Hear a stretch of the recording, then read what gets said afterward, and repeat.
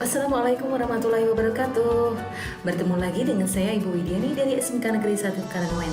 Pada kesempatan kali ini, Ibu akan memberikan materi berkaitan dengan mata pelajaran pembuatan hiasan busana. Sebelumnya, mari kita saksikan tayangan berikut ini.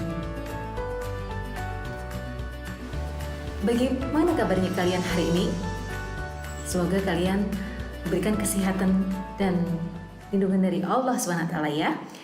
Pada kesempatan kali ini, Ibu akan memberikan materi tentang pelajaran pembuatan hiasan busana.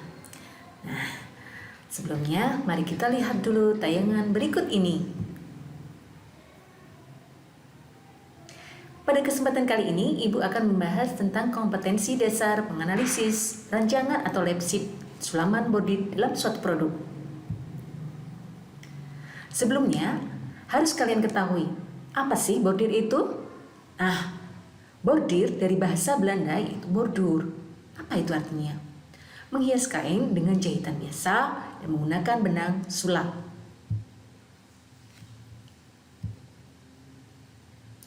Dalam membuat sulaman bordir ini, ada dua teknik menghias kain, yaitu yang pertama, teknik menghias dengan menggunakan sulaman putih. Yang kedua, teknik menghias kain sulaman berwarna.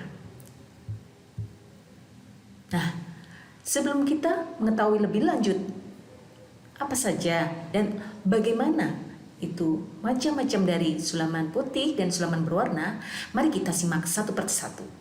Di sini macam-macam sulaman putih diantaranya. Sulaman putih dikerjakan pada kain polos dengan benang hias sewarna lebih tua atau lebih muda.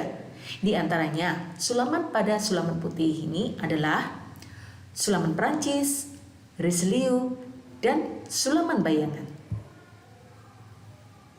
Sedangkan untuk macam-macam sulaman berwarna di antaranya sulaman fantasi, sulaman Inggris, mengubah corak, smoke, terawang, sulaman kristik, sulaman Holbein, sulaman Assisi, sulaman enkriptasi, dan melekatkan benang. Nah, kita simak satu persatu untuk sulaman ini. Yang pertama adalah sulaman Prancis. Perhatikan untuk gambar di samping yang Ibu tunjuk di sini. Sulaman Prancis merupakan sulaman yang timbul atau relief karena motif-motif diisi dengan tusuk rantai sebagai pengisi atau penebal. Tepi motif dijerujur halus 2 kali. Penyelesaian motif dengan tusuk pipih. Nah, untuk membuat garis yang merupakan tangkai daun digunakan tusuk jelujur yang diselesaikan dengan tusuk balut. Sulaman ini biasanya digunakan untuk monogram atau simbol-simbol. Selain itu juga dapat diterapkan pada blus, kemeja maupun pakaian anak-anak. Perhatikan gambarnya berikut ini. Dia timbul, ya. Dia menggunakan sulaman pipih yang rapat dan searah. Ya. Berikutnya, untuk sulaman Richelieu. Apakah sulaman Richelieu itu? Sulaman ini disebut juga dengan sulaman terbuka atau seperti renda. Nah, perhatikan gambarnya seperti ini untuk hasil jadinya. Motif dari sulaman ini berlubang-lubang. Perhatikan. Ini terlihat tampak lubang-lubang di sini, ya. Tampak lubang-lubang di sini. Ya, lubang tersebut diberi beberapa rentangan benang yang disebut feston atau tusuk feston yang disebut dengan bridge atau bentangan benang. Nah, dengan demikian lubang-lubang pada sulaman Richelieu harus lebar atau lebih besar daripada sulaman Inggris. Di luar lubang masih ada garis motif yang mengelilinginya, yang harus diselesaikan dengan tusuk feston yang kaki festonnya menghadap ke dalam. Ini, ya. Perhatikan ini, festonnya menghadap ke dalam. Ya. Sedangkan bagian lubang kakinya menghadap keluar. Nah, sulaman Richelieu ini dapat digunakan untuk menghiasi berbagai macam pakaian atau linen rumah tangga untuk perlengkapan di dapur, di tempat ruang tamu, dan lain sebagainya. Nah, kain yang dihias haruslah rapat tenunannya dan polos. Berikutnya, sulaman bayangan. Nah, perhatikan untuk gambar sulaman bayangan di sini. Sulaman ini dikenal pada hiasan yang membayang dari bagian dalam. Untuk mengisi bentuk hias digunakan tusuk flanel. Menyulamnya mulai dari bagian dalam sehingga pada bagian luar bentuk itu hanya membayang dengan tepi garis berupa tusuk tikam jejak. Nah, sulaman ini dikerjakan pada kain yang tembus terang. Seperti apa? Seperti foil, baris, sifon, dan sebagainya. Benda-benda yang dapat dihiasi dengan teknik ini antara lain blus, kebaya, alas kaki, kerudung, selendang, rok anak, dan sebagainya. Berikutnya, sulaman fantasi. Perhatikan tuh gambar berikut ini. Apa itu sulaman fantasi? Nah, sulaman fantasi adalah sulaman yang menerapkan bermacam-macam tusuk hias dengan aneka warna benang. Motif hias yang akan dibuat dikerjakan dengan bermacam-macam tusuk hias, paling sedikit 3 macam tusuk hias. Pemakaian tusuk hias harus sesuai dengan bentuk ragam hias. Motifnya dapat berbentuk bunga, pemandangan, atau geometris. Bisa juga motif orang seperti ini.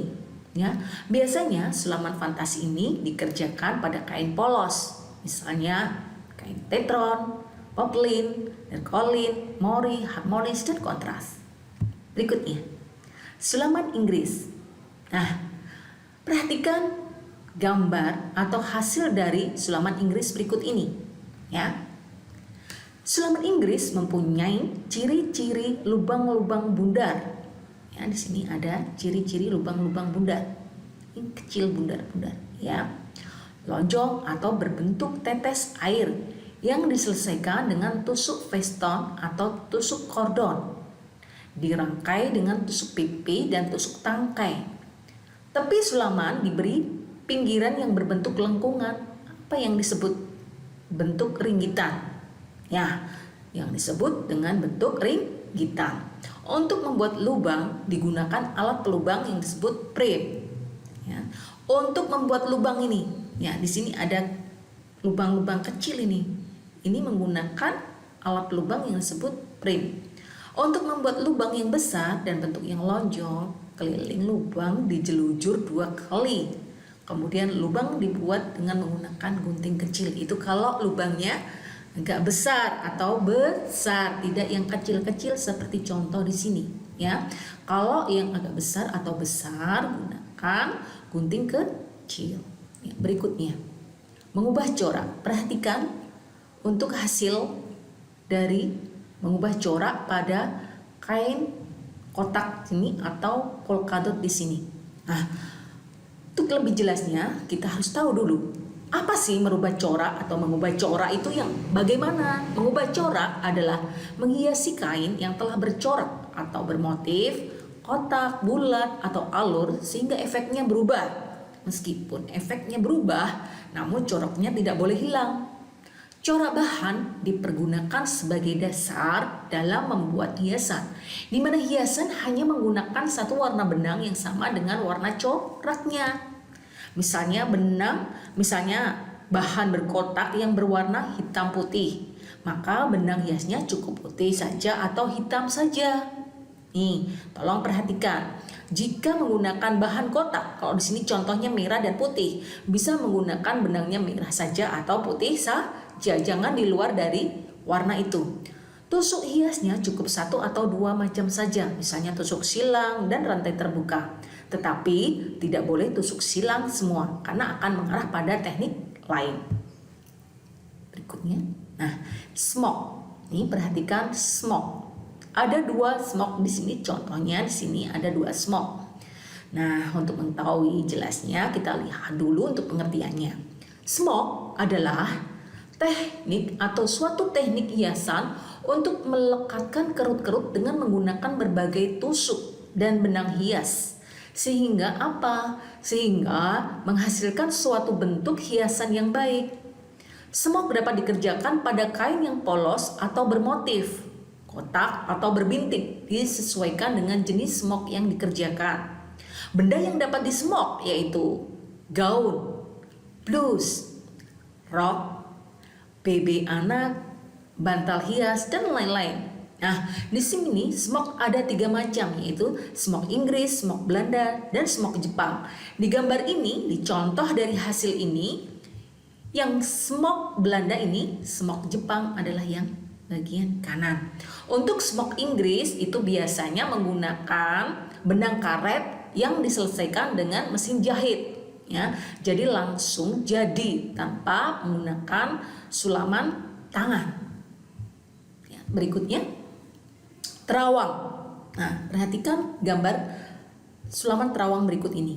Ya. Sulaman terawang ini dengan menarik satu helai benang atau lebih dari tenan, maka akan terdapat benang lepas. Bila yang dicabut benang lungsi, maka akan terdapat jajaran benang pakan yang lepas. Bila dicabut baik lungsi maupun pakan, maka akan terdapat lubang pada titik persilangan benang yang dicabut. Benang lepas tersebut diikat dengan tusuk terawang sehingga terdapat hiasan terawang. Nah, untuk jelasnya nanti akan semua saya jelaskan, akan Ibu jelaskan saat nanti pembuatan praktiknya. Di sini Ibu akan menjelaskan analisa-analisa dari sulaman-sulaman tersebut, ya. Berikutnya, sulaman kristik. Perhatikan gambar atau hasil jadi dari sulaman kristik di sini. Nah, untuk jelasnya kita juga harus tahu apa sih sulaman kristik tersebut.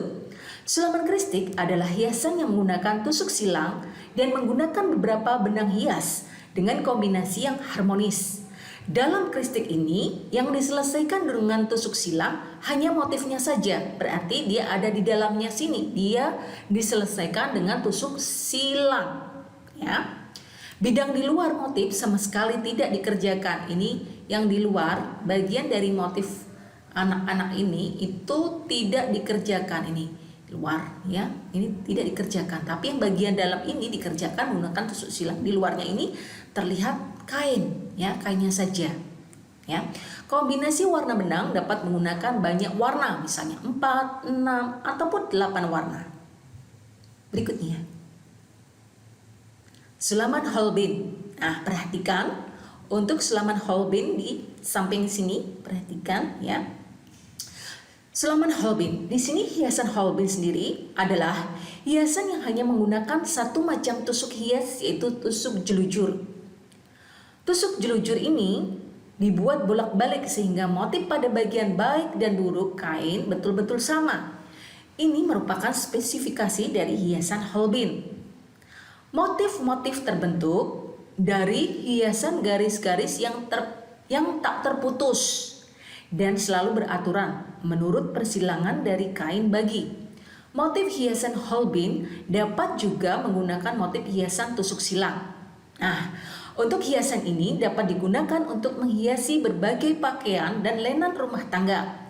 Benang hias yang digunakan dapat satu warna ataupun menggunakan beberapa warna benang dengan kombinasi yang harmonis. Nah, perhatikan untuk hasil jadinya seperti ini, dia beralur dan tidak terputus karena ini sampel.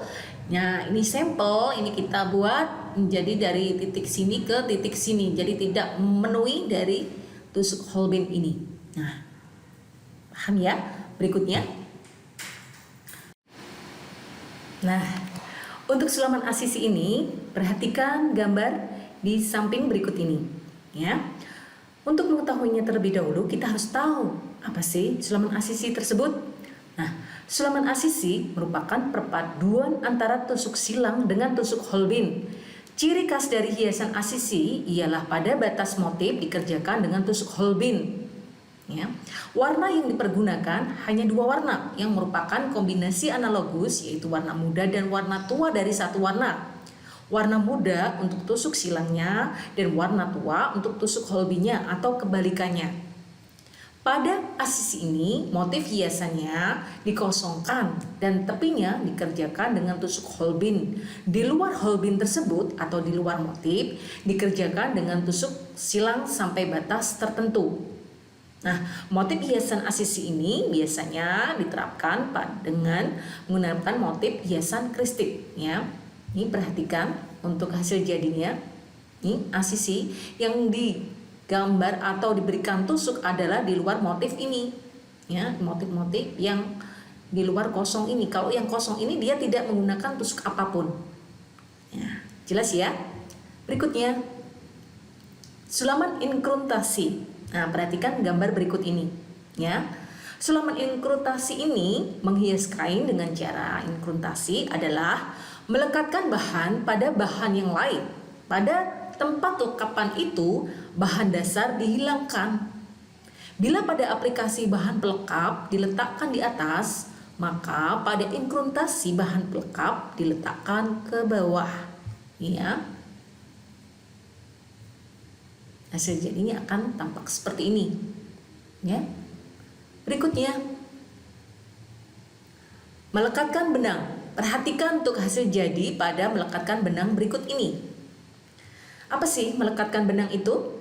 Ya, melekatkan benang adalah menghiasi kain dengan menggunakan benang besar dan dilekatkan pada kain. Ya, dengan menggunakan benang yang lebih kecil atau lebih halus serta memakai tusuk hias.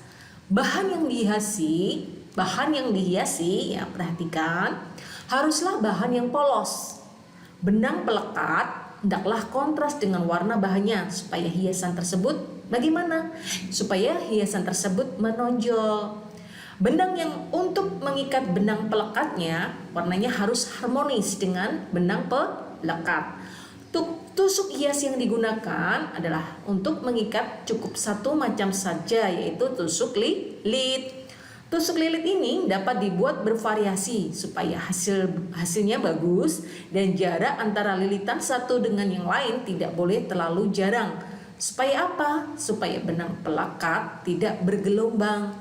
Motif lekatan benang berupa garis-garis lengkung yang berjalan terus, tidak ada putusnya. Ini perhatikan, nih ya, tidak ada putusnya ini. Gambarnya terus jalan dia, ya. Motif lekatan benang berupa garis-garis lengkung yang berjalan terus dan tidak ada putusnya seperti pada hasil jadi di sini, ya. Dalam mendesain lekatan benang digunakan juga dalam mendesainnya gunakan yang cat air. Yang benang pengikatnya atau benang kerjanya digambar juga pada motifnya. Ya. Jadi diperlukan juga ini pun bisa digunakan dalam desain hiasan. Nah, desain hiasan itu sebelum kita merancangnya diperlukan juga cat air supaya kita juga tahu.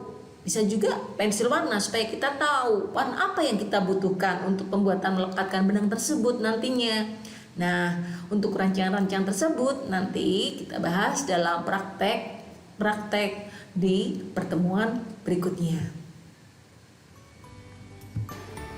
Nah, itulah tadi materi yang Ibu sampaikan pada hari ini. Semoga bermanfaat untuk semuanya. Dan semoga juga kalian selalu diberikan kesehatan, keselamatan, dan lindungan dari Allah SWT. Sekian materi kali ini, saya akhiri dan semoga kita berjumpa lagi di lain waktu. Assalamualaikum warahmatullahi wabarakatuh. Sampai jumpa.